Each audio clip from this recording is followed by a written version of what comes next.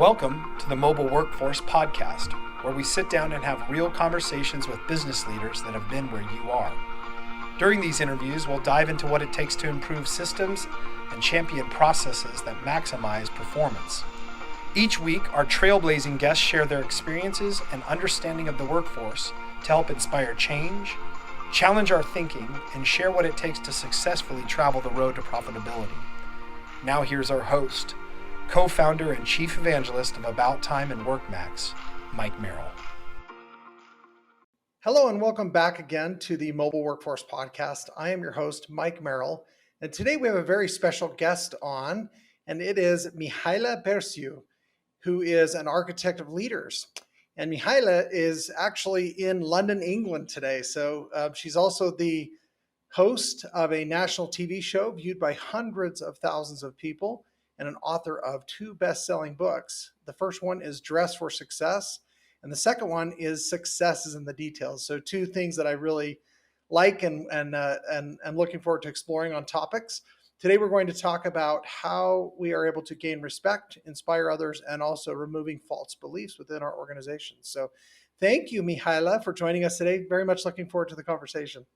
Thank you, Mike. Thank you for inviting me. I'm excited about this conversation. Yeah, me as well. And I told you good morning earlier, and you said, well, it's actually afternoon for me. So It is. the beginning of my day is the end of yours, right? Exactly. And that shows, how again, perspective changes everything, because we're together in this, but the way you're approaching it and the way I'm approaching it is very different. Yeah, I love that. This is going to be a fun conversation. So tell me about why you wrote the books you wrote. That's very fascinating. I'd like to write a book one day. I haven't done that yet. What is it that inspired you to do that and finally take the plunge, and what's been your experience of going through that? Well, I've actually almost finished writing the third one, which I'm even more excited about. And it started with, in my coaching business, I work with people one-on-one. So I can only help a certain amount of people. And I thought, seeing that there are so many commonalities between my clients, yes, their businesses are different, their lives are different, but there is a common thread that I noticed. So I thought best way to go about it is to put it in a book, and it's my attempt to translate the one-on-one process for the many, and with the guidance so that they can approach this my process on their own, with me sort of like just a voice, if you'd like. Yeah, that's fascinating. And then also obviously on your television show, what is the difference that you enjoy about that versus a book, and maybe what are you experiencing there? Well, the television show, it's done. I'm not doing that anymore. But that was actually an amazing channel to reach out to people, because there, although it's sort of a one-way conversation, it's still, I still see it as a conversation. And my aim is to trigger people as much as I can in a positive way, in the sense of trigger their thinking, challenge their beliefs, their current beliefs, and always put things in a different perspective, in a way that even if they say, oh my God, that is, what the hell is she talking about? That's so much, BS.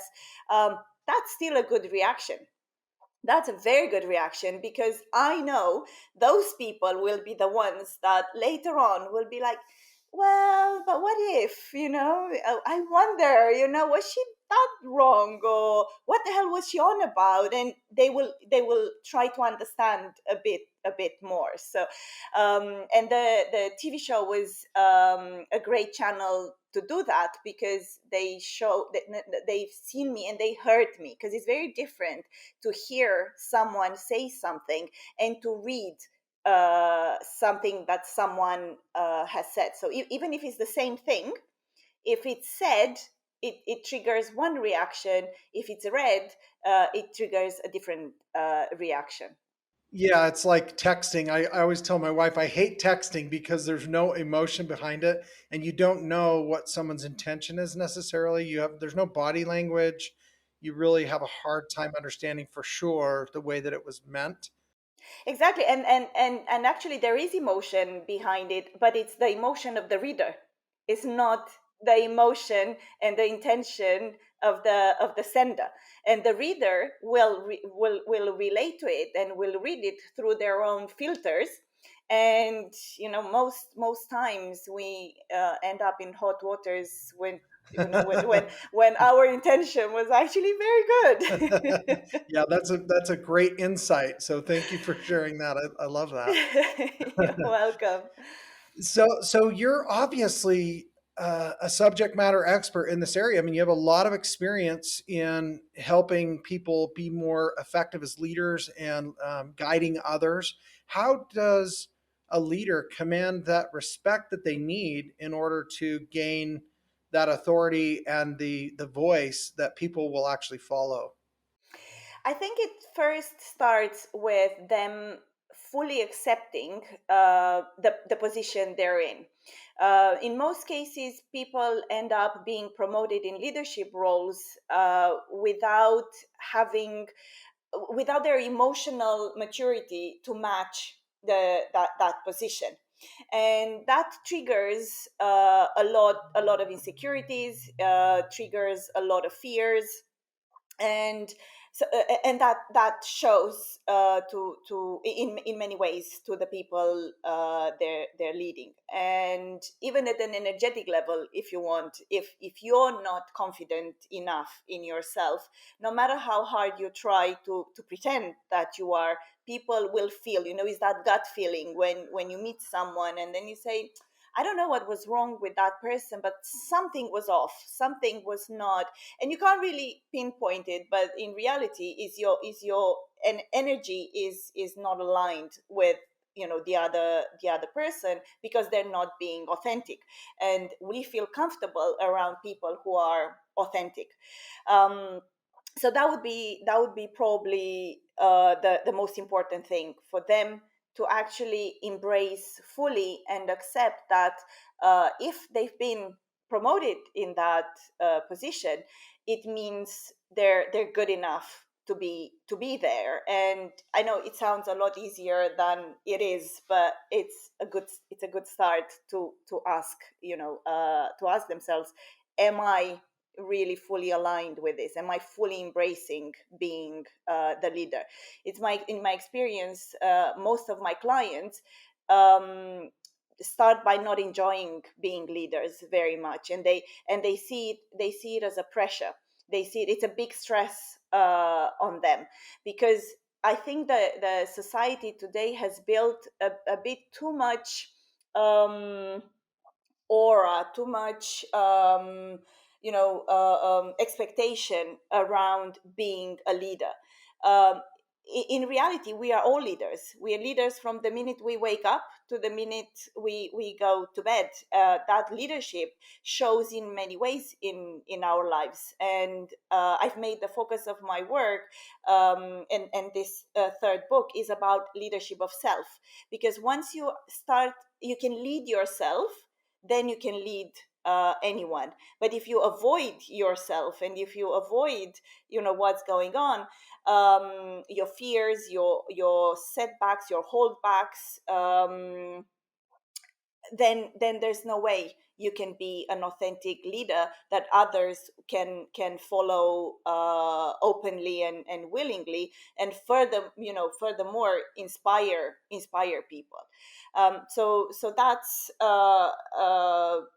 almost choosing to take down the role that you're in, from the pedestal that it's being on, and then the connection becomes much more authentic and much more much more natural.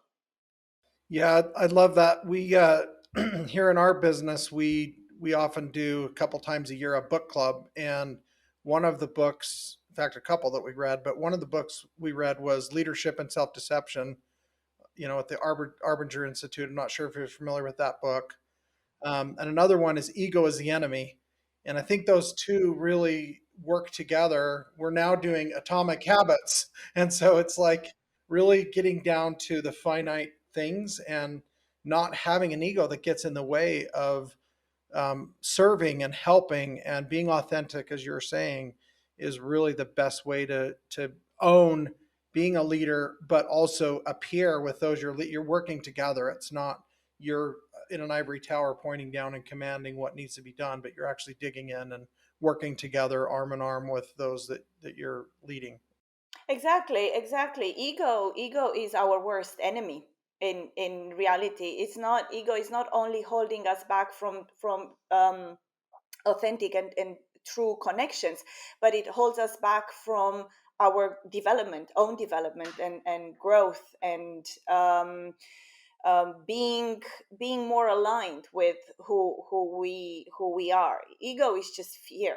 It all it is. And I sometimes hear people say, oh no, it's good ego and bad ego. No, there's only bad ego. there Yeah, is yeah. there is no good ego. Yeah, confidence is not doesn't mean you have an ego. It means that you Yeah, believe in your ability to figure it out, not necessarily kill it exactly. on everything, but you can get there, right? Because you're willing to Exactly. put the work. Eh, So right, so right. That's exactly what confidence is. Knowing that even if you don't know the answer, you will Mhm. find an answer.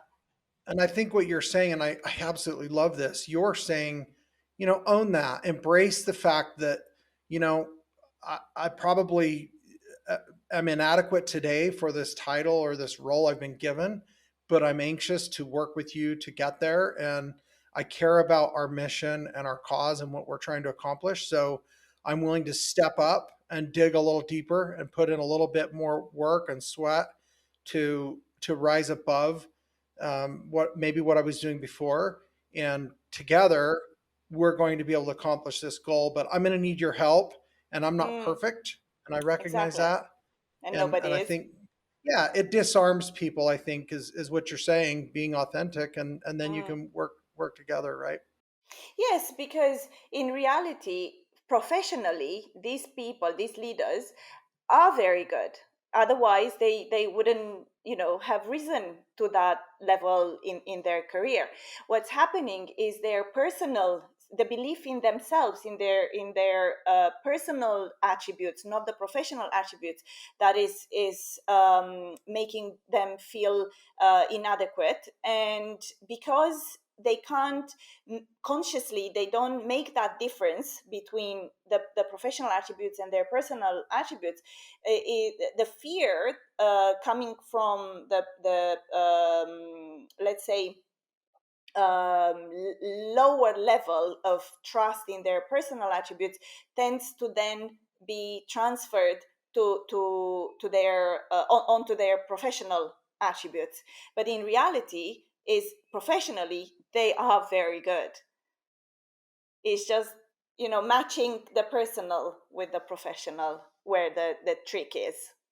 Yeah, I love the way you phrase that. They have done enough physical things to obviously be awarded an opportunity in that role, but then it's time to get to work on the backside of that, under the hood, and rise to the level of that leader's position to properly lead, right? Correct. Correct. So what do you think people that are put in those positions of leadership can do to avoid the judgment or avoid the negative side of people maybe looking down upon them or feeling like they need to pick at them because, oh well, now they're my leader, so I've got to start complaining about them, so to speak. Well, to begin with, they have to understand that you can never avoid being judged, because being judged is not about you. Being judged is about the other person, the one who is placing the judgment. You can be the most perfect person in the whole world, and there'll be someone who will say, yeah, but if only they could be a bit slimmer, or if only, they would be a bit friendlier. And also, it very much depends on the day of the person who judges, because today, or even the hour, right now they might be in a good mood, so they'll be absolutely happy with whatever everyone does. But then something happens, maybe they get a text message where they read it wrong, and their mood switches, and all of a sudden everyone around them is a bad person, and it's annoying and it's frustrating, and so they start placing a lot of judgment. So accepting that you can never escape being judged, it's the first step. And the second step, it has to do with with what we discussed at the beginning, and that is, if when you work with your insecurities, you stop needing validation from others, because, and as long as you need validation from others, you will always be exposed to the fear of being judged, because again, the others will validate or invalidate you and your needs according to their needs, which you can't control. You can only, so to speak, control. I don't really like this word, but anyways, because it's a false sense of control, anyways. But at least when it comes to our emotions, when it comes to how we react, and how, or rather, how we respond instead of reacting, and how we interact with others, when we're in charge of that, then we don't need the external validation, and then there is no fear, and then that judgment, that it will still exist, but to us becomes an opinion. And opinions are fine, because opinions don't carry the judgment. It's a fine line, but it's an important one to understand, because people can have opinions, and people can have different opinions than ours, but that doesn't mean they're judging us. I love that. So don't take it personally because somebody doesn't agree with you, right? Yeah, exactly. And actually, when someone doesn't agree with you, that's where growth comes in, Yes. because if they disagree, then there's a chance to understand that maybe, just maybe, your point of view, or the information that you have, can lead to a certain belief or a certain opinion that maybe can be expanded, can be changed, uh, can lead to progress of some sort. So that's when you need to start having really good conversation. When someone says, "Are you sure about that? Because I believe my belief is different, or my understanding is different." Yeah, I love something you mentioned there about growth. And I think when we have empathy, and I think empathy is the key to try to understand someone else's perspective. They talk about walking a mile in someone else's shoes. Until you've done that, you don't know what their experience is, or what their challenges or struggles could be. But having empathy and recognizing that maybe from their perspective, it looks different, and maybe they were raised different and taught differently, and come from a different culture or background where the emphasis of importance was somewhere else. And so I think, to your point, understanding other cultures, understanding other value systems, is a great equalizer in giving perspective to different people with different experiences. Absolutely, absolutely. And I work a lot with core values, and the way I work with core values is words rather than sentences. And it's so interesting to see how the same word has very different meanings and understandings and ways of being expressed.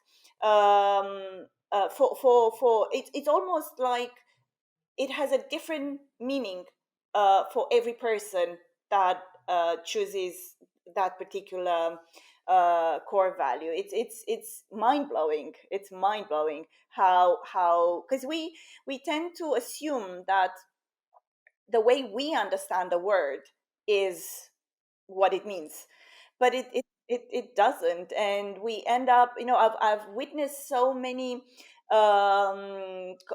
conflicts, around when really those people were saying the same things, but they were so busy proving that the way they understand a certain situation is the way they see it, and not open to listening to the understanding of the other person. And then when you say, okay, time out, do you realize you're saying the same thing here? Th- Then they're like, oh, are we? Yes, you are, but we've been fighting for like an hour. Yes, you are. You know? Yeah.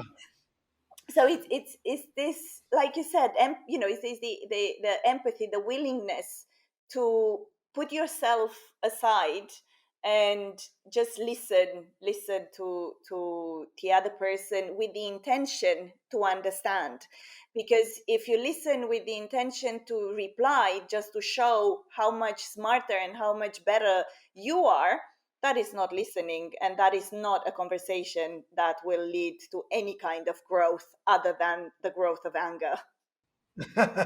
Yeah, that's a great point. I think we've all been in conversations like you said, where you make a statement, and maybe you make it in like 15 seconds, and then the person spends 10 minutes trying to essentially rephrase what you just told them in a way that makes you feel like they're trying to teach you what you just shared with them. But it's like you said. And the funny thing about that is when someone tries to reframe it, most times they're doing it for themselves, to make sure they understood correctly your point. But it's the ego that steps in and says, oh, he or she, they're saying you're stupid. They're saying you're not, you didn't make your point right. And so instead of saying yes, no, right, this is how I see it, you end up, trying to reinforce with force your point of view. Yeah, that's a great point. So when you're in a leadership position and you're trying to influence and inspire your team, what are some things that leaders can do to really get people to plug into the vision and put some work in their back into that effort together? Well, I think the most important one is show appreciation. If you show your appreciation to your team, they will trust you more, and they will build the kind of connection where they will support you, and they'll do their absolute very best to bring their very best to work. And that's when, if you need them to do an extra hour for something urgent, they'll do it gladly. They won't care about the extra pay, they won't care about anything. They'll be glad to be able to show you the appreciation back that you're showing them. So I think nothing beats appreciation, and it's very very overlooked. It's very overlooked, and I've heard so many leaders who say, well, why would I show my appreciation for work well done? Isn't that what I'm paying for? Isn't the fact that they receive their salary, on time every month, my appreciation for their work? No, no, it's not, not at all, because um, uh, salary is not showing appreciation. Salary is contractual. It's an exchange. I give you my knowledge, my experience, my expertise to, for your business. You pay me back for that. We agreed on that. We actually signed a contract for that. It's a pure exchange. Appreciation is um showing um or I don't want to use the word repay, because it's not a payment, is a connection. Appreciation is connecting to the human, not to their capacities, to their professional knowledge. Is connecting to their human attributes, to their to what will make them from doing a good job to doing an excellent um, job. Yeah, I love what you're talking about there. I think in construction, the market that we serve a lot, and we talk to a lot of construction companies and contractors, the difference to me feels like when I hear you explain this, people are actually working with their heart instead of just their hands. The hands is the part you paid for.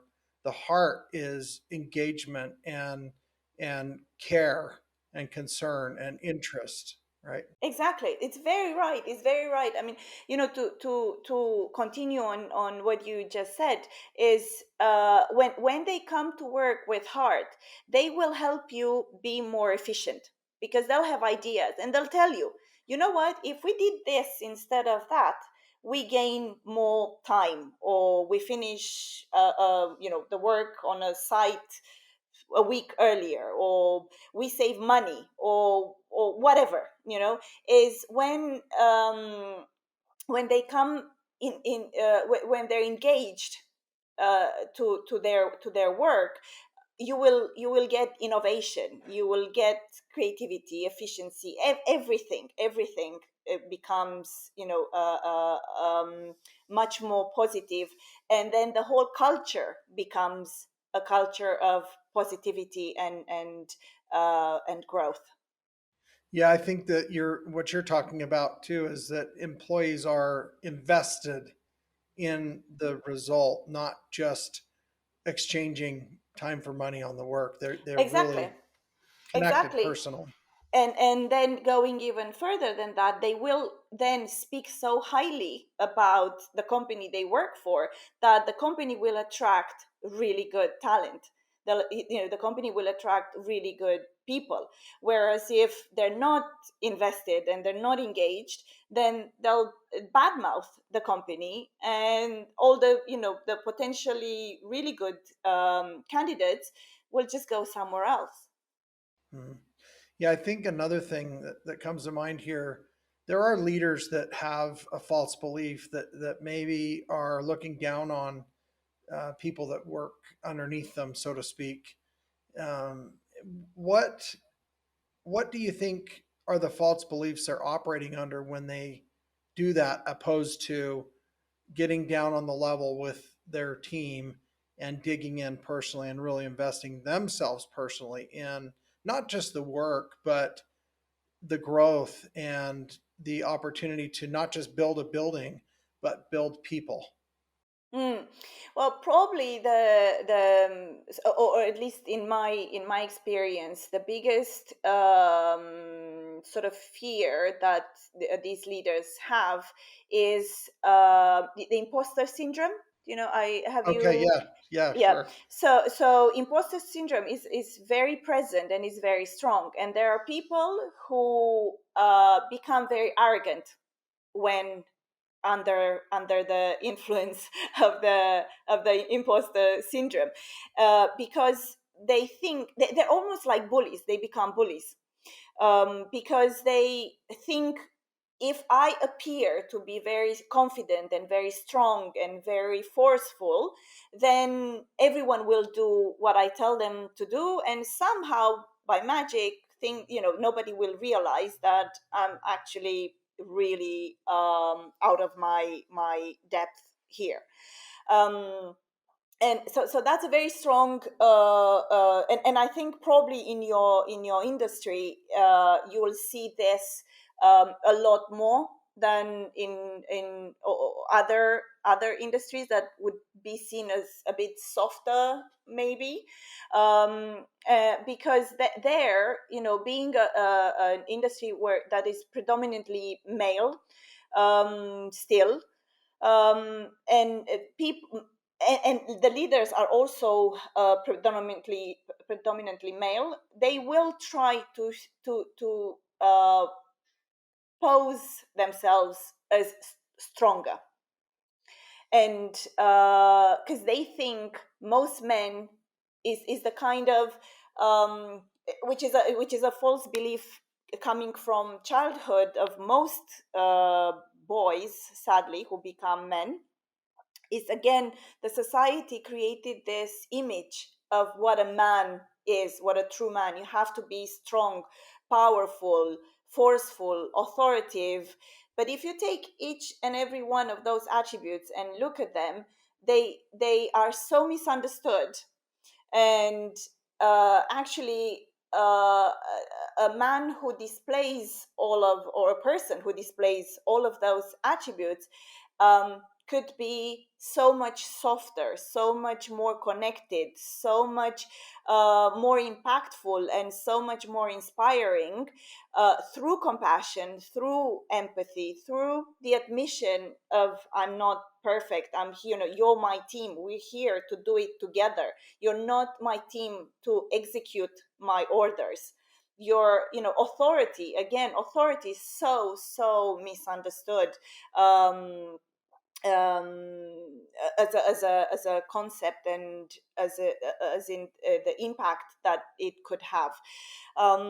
So another false belief is this: I have to be very manly, very strong, very powerful to get them to do, to almost, the more they fear me, the better it is, when in reality, the more you fear someone, the less respect, the less trust, and the less invested you are in, when it comes to interacting with that person, or with the job for that matter. Yeah, I think one thing that comes to mind, and I agree with this, I hear you saying there is more strength in kindness than in anger. Absolutely, absolutely, it is. Yes, yes, very, very right. It's too. It's seen as weakness, to be a kind, to be soft, but not soft in the soft in approach. Yes, thoughtful, and to listen, again, to listen, to understand, rather than to reply. And it doesn't matter whether you're a man or a woman or whatever other option is out there, but as a human being, it's as simple as that. The kinder you are as a human being, the more you get out of people. Yeah, I love that. You brought up a term, um, imposter syndrome. And I was recently at an event where very well known author, especially here in the States, John C. Maxwell, has written more books than anyone in history on leadership and a lot of the things that we're talking about, especially as it relates to in business. And I asked him, I was in a smaller group. We had a meeting after his keynote speech, and there were about 50 of us in the room. And I got the opportunity to ask him a question.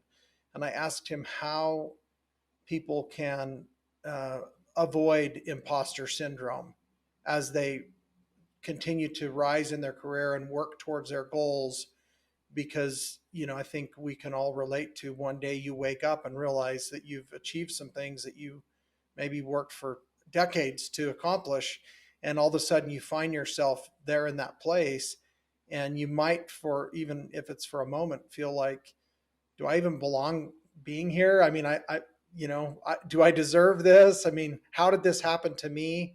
Or people are interested in listening to what I have to say, or they they want to be around me maybe, and that little boy in me or in us as a man can come out sometimes, and you feel those emotions of, am I good enough to be on this team, or am I good enough to be in this place? And his response was that we all just need to remember that even the most famous people, even the most well-known athletes or actors or people that have fame and fortune, are have the same beating heart. They have to breathe the same oxygen. They've got to put their pants on one leg at a time, just like the rest of us. That they're all, like, all of them are also still trying to figure things out every day, just like we are. And that was a great reminder for me to look at myself through that same lens that I think they look at themselves, which is, I'm just doing the best I can to figure this out. And, that's the point of this existence, is that journey and that growth opportunity. And none of us ever get to the top. I mean, there's no top. No, exactly. There's always an extra step further. I think when it comes to imposter syndrome, there is one thing that happens to all of us, regardless of culture, of background, of gender, education, anything, everything, and anything, is majority of us growing up are being told from a very young age that we can't do things. When you grow up, the first things you hear is no, don't. Then you grow up a bit and you say, oh, I want to climb that tree. Oh, no, no, no, you can't. You're gonna fall. And this keeps going and going and going on and on. Of course, it comes from a place of love most of the times, and to keep you safe. But what's not happening is when you reach 16, 17, 18, 20, nobody sits you down to say, oh, do you remember all those things that I told you you can't do? Well, now you can. Now, Right. go do it. You can do it because now you've grown physically and mentally and emotionally enough to be able to do all of those things that, yes, at that moment in time you couldn't. But not because you were not good enough, because there is, there's stages to development, there's stages to growth. So this you can't do stays with us, and until we work with that, and until we remove that false belief that we can't do it, that we're not good enough, and we understand that the only reason we couldn't do it was because we weren't ready from various reasons. But now that we are, the world is our oyster, these fears will keep coming back, and this imposter syndrome will keep coming back, because then the little boy, like you said, in you will come and say, well, Mike, you can't, you can't do this. You're not ready for this. You're not, because nobody gave you permission. All those people that told you can't do it, they didn't come back to give you permission to achieve the success you're achieving, because climbing that tree would have been success, and you were told no before you even tried. Or if you climbed and you couldn't, it only confirmed that you can't. So it's a a dance between the past and the present, the fears, the what you couldn't do, what you can do, and understanding and embracing all of this, that makes the difference. And that eventually, you will learn that imposter syndrome is just a fear, and is not something real, and that you can, and achieve whatever you put your mind um, to. Well, that's beautiful. Well, this has been such a fantastic conversation. I've really enjoyed this talk today. Thank you. So have I. Thank you very much. Well, so are there any parting words or anything that else that you would share or hope that people take away from our conversation today? I mean, I hope, of course, they check out your books, and I can't wait to learn about this third book you have coming out. I will surely order one when it's available. So, Thank you, uh, thank you. I hope it will make it in your book club. yeah, it very well could be. Sounds that's a deal. I'm going to figure out a way to get it in there. Uh, so, Yeah. so what would you tell the audience to remember from this conversation today? Well, what I would like them to remember is always question your beliefs. Uh, and the stronger the belief, the more need it is to question it. And just make sure it's a belief that helps you grow and it helps you, go forward with confidence, rather than a belief that holds you back. It's usually the really strong ones that tend to hold us back rather than allow us to explore what's out there for us. I love that. You're recommending they all remain curious. Is that right? Exactly, curious and open, open about the answers, because curiosity can also bring the answers that we're not open to hearing, to receiving. So yeah, be brave, and allow the answers to come to you. That's beautiful. Well, thank you again, Mihaela. I thank you for your friendship and the opportunity to get to know you a little bit more. And I hope we have an opportunity to do this again in the future. Thank you, Mike. Same to you. I really appreciate your interest and time. Thank you. Absolutely. All right. Be well. You too. Thank you for joining us today on the Mobile Workforce Podcast, sponsored by About Time Technologies and WorkMax. If you liked the conversation we had today, or were able to learn anything new or helpful, please make sure to follow us on our WorkMax page on LinkedIn and on Instagram at WorkMax_. And subscribe to the show on iTunes or your preferred podcast platform so you will never miss another insightful episode. Also, if you enjoyed the podcast, please leave us a 5-star rating and review and share the show with your friends and colleagues. Your support means the world to us and will allow us to continue providing impactful information with others looking to improve their results in their business and, in turn, their life.